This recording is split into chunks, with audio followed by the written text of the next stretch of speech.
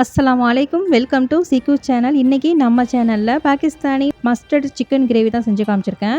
Mustard ஆயிலை வச்சு தான் இதை செய்யணும். மஸ்டர்ட் ஆயில் இல்லை அப்படின்னா மஸ்டர்டை வச்சு எந்தெந்த ஸ்டேஜில் நம்ம அதை ஆட் பண்ணோம்னா அந்த ஃப்ளேவர் அப்படியே கொண்டு வரலாம் அப்படிங்கிறத நான் இந்த வீடியோவில் ரொம்ப டீட்டெயிலாக சொல்லியிருக்கேன். வீடியோ ஸ்கிப் பண்ணாமல் முழுசாக பாருங்கள். வீடியோக்குள்ளே போகிறதுக்கு முன்னாடி நம்ம சேனலை சப்ஸ்கிரைப் பண்ணாதவங்க சப்ஸ்கிரைப் பண்ணிக்கோங்க. பக்கத்தில் இருக்க பெல் ஐக்கானை ப்ரெஸ் பண்ணுங்கள். வாங்க வீடியோக்குள்ளே போகலாம். நான் வந்து இப்போ ஒரு மஸ்டர்டு வந்து எப்போவுமே வந்து நான் பவுட்ரு பண்ணி ஃப்ரிட்ஜில் ஸ்டோர் பண்ணி வச்சுருப்பேன். அன்றைக்கி இல்லை, அதனால் உங்களுக்காக நான் வந்து திருப்பி இதை வந்து ஃப்ரை பண்ணி காமிக்கிறேன். இப்போ இதை எடுத்து நல்லா அந்த மாதிரி வெடிக்கிற சவுண்டு கேட்குது இல்லையா? இப்போ அந்த ஸ்டேஜில் அடுப்பை ஆஃப் பண்ணிவிட்டு இதை ஒரு பிளேட்டில் மாற்றி இதை நல்லா ஆற விட்டுருங்க. அது ஒரு பக்கம் இருக்கட்டும். இப்போ இந்த சைடு வந்து ஒரு 1/2 கேஜி அளவுக்கு சிக்கன் எடுத்திருக்கேன். அதில் 1 ஸ்பூன் வந்து உப்பு சேர்த்துக்கோங்க. 1 ஸ்பூன் வந்து தனி மிளகாய் தூள் சேர்த்துக்கோங்க. 1 1/2 ஸ்பூன் அளவுக்கு காஷ்மீரி சில்லி பவுட்ரு எடுத்துக்கோங்க. இப்போ ஒரு லெமன் வந்து ஃபுல்லாக இதில் சேர்த்துக்கோங்க. 1 ஸ்பூன் வந்து இஞ்சி பூண்டு பேஸ்ட்டு சேர்த்து இதை நல்லா மிக்ஸ் பண்ணி விடுங்க. ஃபுல்லாக மசாலா எல்லா பக்கமும் படுற மாதிரி நல்லா அப்ளை பண்ணி இதை வந்து நல்லா ஒரு மணி நேரம் அப்படியே ஊற விட்டுருங்க. அது ஒரு பக்கம் ஊறிட்டு இருக்கட்டும். இப்போ இந்த சைடு வந்து நல்லா கொஞ்சம் ஆறின அந்த கடுகை எடுத்து நம்ம வந்து இப்போ பவுட்ரு பண்ணி வச்சுக்கலாம். நல்லா நைஸாக பவுட்ரு பண்ணி எடுத்துக்கோங்க. இந்த பார்க்குறதுக்கு இப்படி தான் இருக்கும். ஒரு சட்டி எடுத்து நல்லா அதை ஹீட் பண்ணிவிட்டு இதில் வந்து மஸ்டர்ட் ஆயில் தான் இப்போதைக்கு சேர்க்கணும். மஸ்டர்ட் ஆயில் இல்லை அப்படின்னா நீங்கள் வந்து குக்கிங் ஆயில் சேர்த்துக்கோங்க. ஒரு 4 டேபிள் ஸ்பூன் அளவுக்கு நீங்கள் சேர்த்துக்கோங்க. அதில் வந்து ஒரு 1/2 டீஸ்பூன் அளவுக்கு கடுகு தூள் வந்து நம்ம சேர்த்துக்கலாம். இப்போ ஊற வச்ச சிக்கனை வந்து இப்போ ஃபுல்லாக அதில் சேர்த்துக்கோங்க. எல்லா பக்கமும் அந்த எண்ணெய் வந்து அந்த சிக்கன் மேலே படுற மாதிரி நல்லா ஃபுல்லாக பெரட்டி கொடுத்துக்கோங்க. ஒரு 75% வந்து இது நல்லா குக் ஆகிருக்கணும். பாக்கி வந்து நம்ம கிரேவியில் வந்து குக் பண்ண போகிறோம்.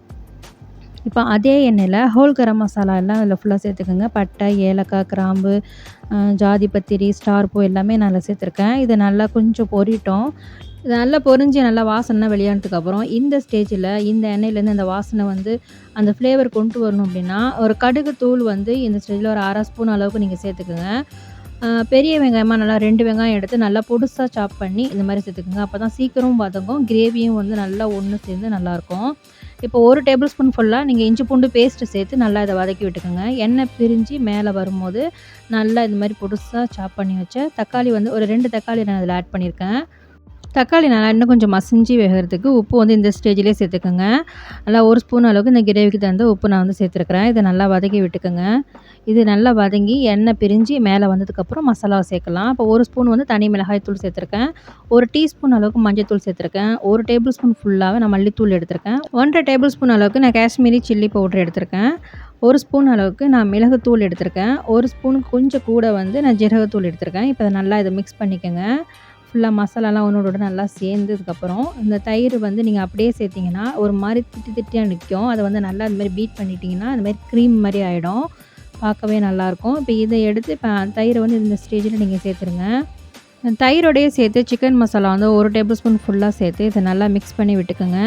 இது நல்லா மிக்ஸ் ஆகி வந்ததுக்கப்புறம் இந்த சிக்கன் வந்து இப்போ வெங்காயம் தக்காளி வந்து பாதி தான் குக் ஆகிருக்கு. அதேமாதிரி சிக்கனும் வந்து பாதி தான் குக் ஆகிருக்கு இல்லையா?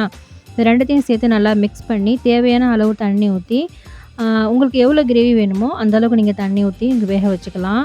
ஆரம்பத்துலேயே பச்சை மிளகா போடாமல் இந்த மாதிரி லாஸ்ட்டாக வந்து ஒரு 4, 5 உங்கள் காரத்துக்கு தகுந்த மாதிரி நீங்கள் பச்சை மிளகா தூவி விட்டு மூடி போட்டு வேக வச்சு எடுத்துடலாம். 3 நிமிஷம் வந்து இது குக் ஆனால் போதும். அதுக்கு மேலே குக் பண்ணிங்கனாலும் வந்து சிக்கன் வந்து கொஞ்சம் அழுத்தம் கொடுத்துரும்.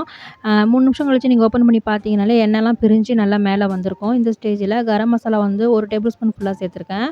1 ஸ்பூன் வந்து கடுகு தூள் வந்து சேர்த்துருக்குறேன். அவ்வளோதான், இந்த கிரேவி வந்து இதோட ஃபினிஷ் ஆகிடுச்சு. இது கூட நீங்கள் மல்லிக்கீரை சேர்த்து நீங்கள் வந்து சர்வ் பண்ணலாம். இது கூட வந்து நான் பரோட்டா, சப்பாத்தி, குபூஸ் இது எது கூட வேணாலும் சூப்பராக இருக்கும். ரைஸ் கூட அவ்வளோ டேஸ்ட்டாக இருக்கும். கண்டிப்பாக ட்ரை பண்ணி பாருங்கள். இது ஒரு வித்தியாசமான ஒரு மஸ்டர்ட் கிரேவி இது. சிக்கன் இல்லாமல் நீங்கள் வெஜிடபிள் கூட வச்சு இதை பண்ணலாம், நல்லாயிருக்கும். கண்டிப்பாக நீங்கள் ட்ரை பண்ணி பாருங்கள். இந்த வீடியோ உங்களுக்கு பிடிச்சிருந்துச்சுன்னா ஒரு லைக் கொடுங்க. சப்ஸ்கிரைப் பண்ணாதவங்க சப்ஸ்கிரைப் பண்ணிக்கோங்க. பக்கத்தில் இருக்க பெல் ஐக்கானை ப்ரெஸ் பண்ணுங்கள். நெக்ஸ்ட் வீடியோவில் பார்க்கலாம். அஸ்ஸலாமு அலைக்கும்.